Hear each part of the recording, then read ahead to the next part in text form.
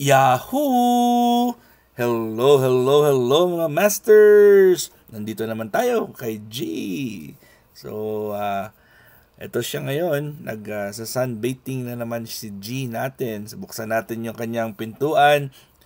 At pero ano pa rin, ganoon pa rin yung view. Kaya yung ating camera na lang yung i-move natin mamaya. Habulin natin yung mga angle kung saan natin makikita si G. Alright, so close na lang natin to. Kasi baka mas malaki yung chance niyang makawala. Ito po si G natin ngayon ay nagpapainit po siya. At very comfortable po siya sa kanyang bahay, sa kanyang mansyon. So kunin muna natin si G kasi wala naman akong gagawin ngayon. In fact, preparing for work na naman tayo. At nagano lang muna instead na kasi meron pa tayong time. So maglaro-laro muna tayo kay G kasi kailangan niya na rin yung mahawakan kasi ilang araw na rin siyang sa loob lang ng kanyang bahay. Kaya pag may mga time po ay kinakadol ko rin si G kasi kailangan niya rin yung touch ni Daddy Master Worm. So dito tayo para medyo ng init si G. Ayun, kasi dito yung sunlight pero hindi pa rin. Ayaw ko kasi siyang dalhin sa labas at baka siya ay makawala. Pag makawala siya sa labas, wala na. Kalsada na agad yung kanyang tatakbuhan. Mahirap na yan. Habulin pag nasa kalsada na siya at baka matsagasaan. So, may net naman dito na hindi siya basta-basta makalabas, na hindi siya makatakbo agad. Ayun. So, ano lang si G? Ito lang po. Okay na okay naman si G natin dito. Parang ano naman siya, komportable naman siya sa kanyang bahay. Nandito na naman siya sa taas at saka tatalon yan. Binaano ko yan kasi kung minsan tumatalon yan bigla. At kung minsan sa ulo ko yan nakapatong, ay masakit-sakit pa naman ang kuko ni G. Ayan, maraming nalalaman kasi si G natin eh. Maraming alam yan. Discarded kasi si G natin. Ito naman. Sa ulo ko na naman. Ayun. Nakakita ng tsansa. At siya ay lumabas. Siya ay nakawala. Ayun. May mga kuryente pa naman sa taas doon. Baka si G natin. Tigas kasi ng ulo ng G natin eh. Pero okay lang yan. Wala naman tayong hindi naman tayo stricto sa kayo na siya oh. Naghahanap na yan ng tsansa kung paano makalabas at makawala. At syempre, hindi natin maaabot yan. Kuha tayo ng hagdanan para makuha natin ng walang hindi tayo madisgrasya at makapatong tayo sa hagdanan. Ayun, may hagdanan po tayo dito. Ayun na si G natin, no. Kunin na muna natin si G, hindi na makikita sa camera natin.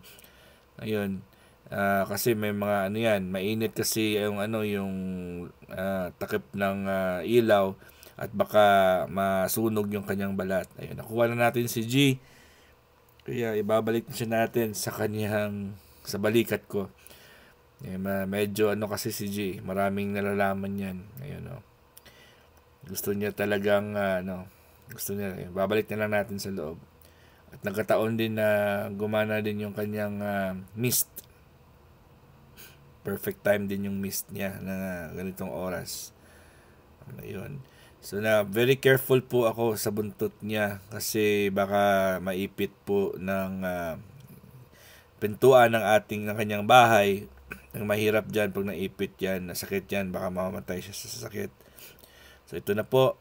At very active ngayon si G natin. Marami siyang gustong gawin, no? Gusto niya talagang umiska po sa akin. Kaya ito, tingnan mo yung kanyang buntot ay nagsishedding din yung buntot niya.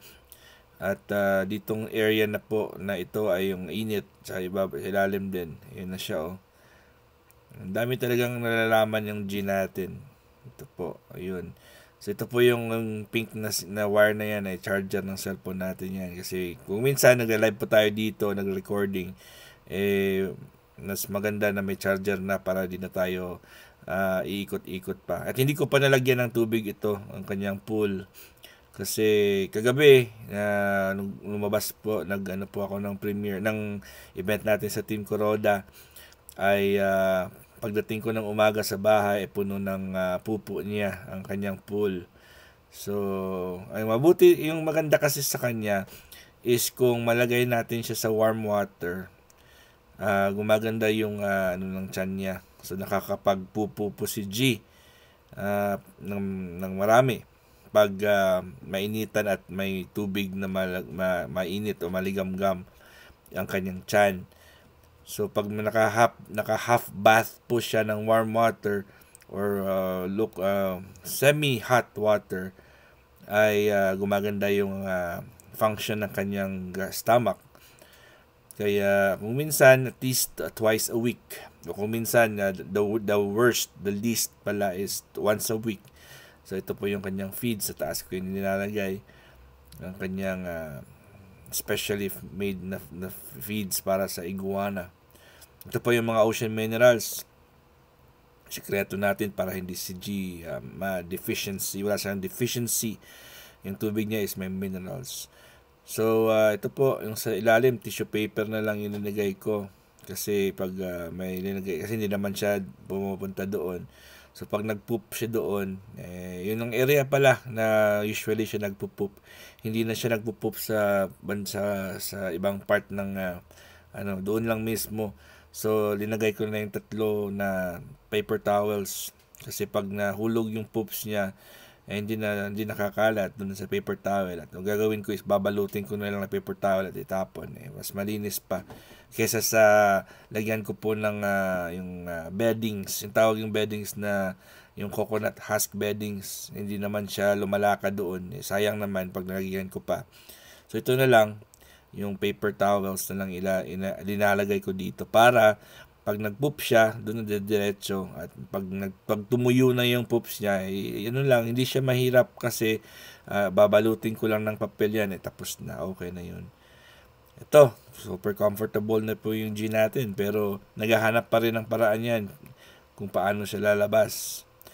Tingnan mo yung dila niya, parang akala mo naman kung kumakain ng insekto, hindi naman kumakain ng insekto yan.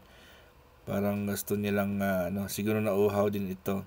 Pero kakaspray ko lang sa kanya ng tubig Ayun, super si G ngayon, super active siya. At maganda yung ginawa ko sa kanyang bahay kasi pag marami pong aakitan at tataguan, mas maganda yung niya, yung gumaanda po yung kanyang diskarte at nag-exercise po siya, umaakyat, matalon, umagapang, natatago. So naging creative po si G natin. So kaya I always want to make him busy sa kanyang bahay na hindi boring. So pag bumaba siya, pag pumunta siya ng ilalim, yung mga kahoy dyan, kung saan siya pwede makatago-tago at makaakyat. Pag punta niya ng second floor niya, second story ng kanyang mansyon, ay meron siyang swimming pool, pero ngayon di ko linagyan ng tubig pa. At pag akyat sa third floor, nandun yung kanyang iba't ibang mga ilaw at mga heating devices, at saka yung kanyang mist or kanyang humidifier. So, at saka pag nakabukas po yung pintuan na nakatutok sa kanya yung sunlight, ayun din ang maganda. So ngayon ito half open din yung ating yung pintuan, kaya itong area na to ay nakakatanggap pa rin siya ng sunlight. Pero sa taas yung mas marami. Pero dito sa baba pareho din naman yung area, pero dito sa taas ay may may iba't ibang klaseng heating devices maliban sa sunlight. So medyo mainit sa taas. Dito naman sa baba ay sobrang lamig kasi wala ditong heater. So ito lang, paikot-ikot lang po yung G natin. Ito naman yung kanyang parang binili ko lang to sa sa El Remate, yung kanyang pinapatungan. So supposed to be yan, parang ramp. mga sa kotse o mga sasakyan o motor or wheelchair, pwede naman wheelchair yan. So sa mga medyo may mga steep, mga sementong matataas na parang hagdanan na hindi level yung ground, ito po yung nilalagay po nila. So solid po yan na I think solid plastic po yan. So nabili ko lang yan ng I think $2 ng ating bili ko niyan. And kung naghanap pa ako doon, nakahanap ako ng 3 o 4 na ganyan. May isa lang nakita ko eh. Ito naman si G natin, no,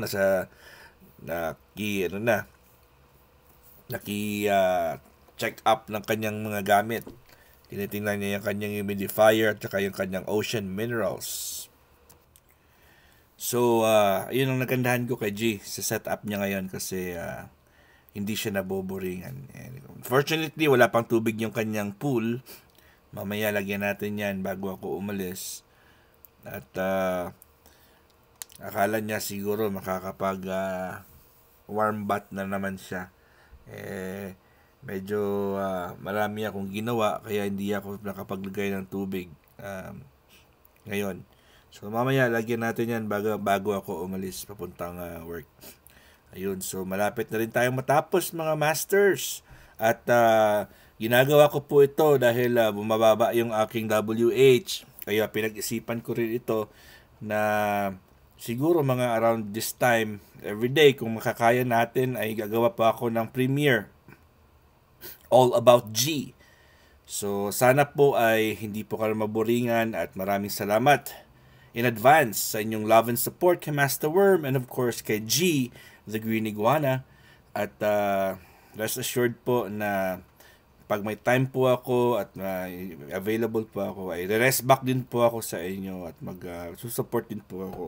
Alam na naman na medyo busy talaga ngayon at sa work at marami, including sa mga paperworks at saka sa kahit na yung mga assignment, homeworks ng aking anak. Kahit na malayo po ako sa kanila, ay ako pa rin yung nag-i-edit. Kasi usually, yung kanilang mga projects at saka mga assignments po nila ay videos. Kung minsan ay may mga recordings at saka yung mga music. So, ako talaga yung gumagawa at umi-edit. So, dumadaan talaga sa akin bago ipasa yan.